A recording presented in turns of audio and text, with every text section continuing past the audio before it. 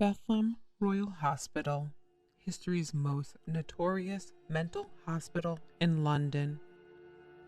Founded in 1247 as the Priory of the New Order of Our Lady of Bethlehem in the city of London during the reign of Henry III. Later in 1377 becoming a hospital for the insane.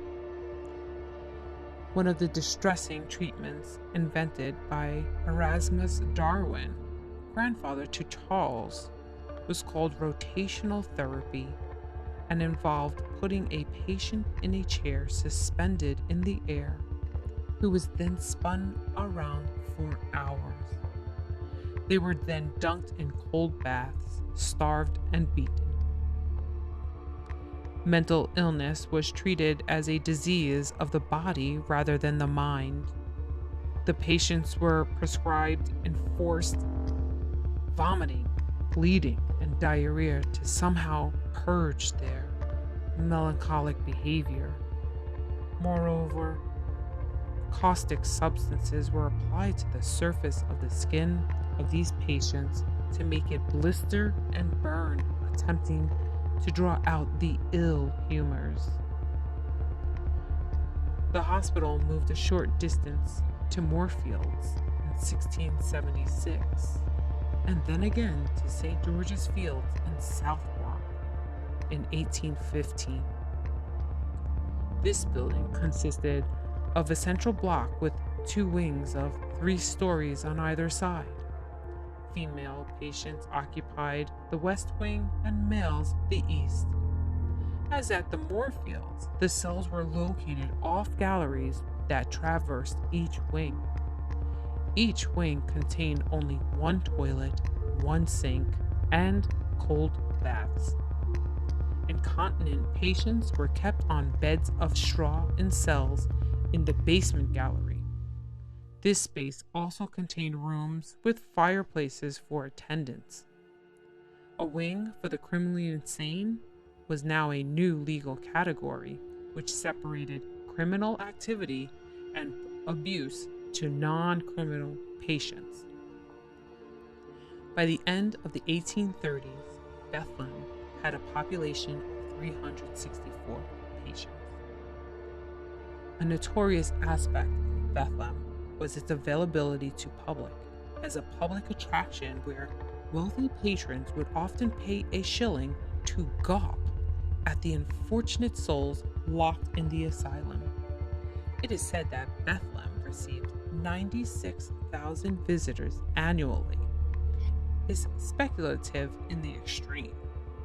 This was the excuse because the asylum was not receiving enough funds. During major holidays like Easter, Thanksgiving, and Christmas was said to be the busiest season.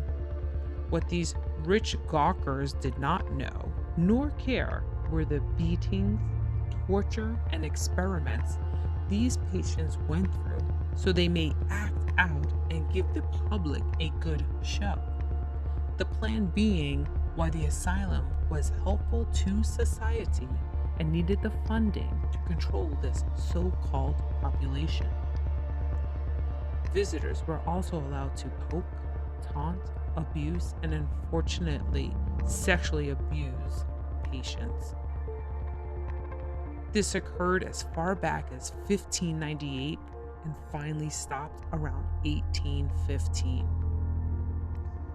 Women who had a lower social status and typically had less power and money were more vulnerable and therefore were sent away simply if their husband had got fed up with them. Photographer Henry Herring took pictures of Bethlehem patients from 1846 to 1858 in order to examine their faces for evidence of their mental health conditions. Eliza Jocelyn, 23, was admitted to Bethlehem in February 1857 with the cause of her apparent insanity recorded as overworked. The young woman had been working as the only servant in a 20-room house and was unable to keep up with the work over winter. She became stressed because of the extremely harsh weather conditions and struggled to manage as every room needed a fire burning, and she ended up in Bedlam. During this time, women were thought to be at particular risk of mental illness caused by supposed disorders of the reproductive system.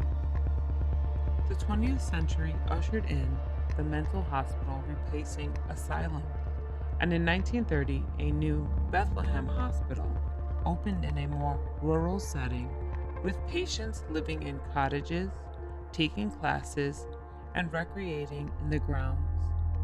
It is said that psychiatry medicine began to change ideas about mental illness, where moral treatment should be implemented.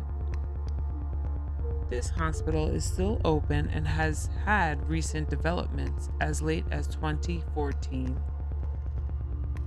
In 1997, it was the 750th anniversary of Bethlem, and it was suggested by the hospital administration that such an occasion should be celebrated. As you can imagine, this drew immense criticism, especially from survivors of abusive mental institutions. It was historian Roy Porter who denounced Bethlem as nothing to celebrate, saying that it was a symbol for man's inhumanity to man, for callousness and cruelty. We couldn't have said it better ourselves.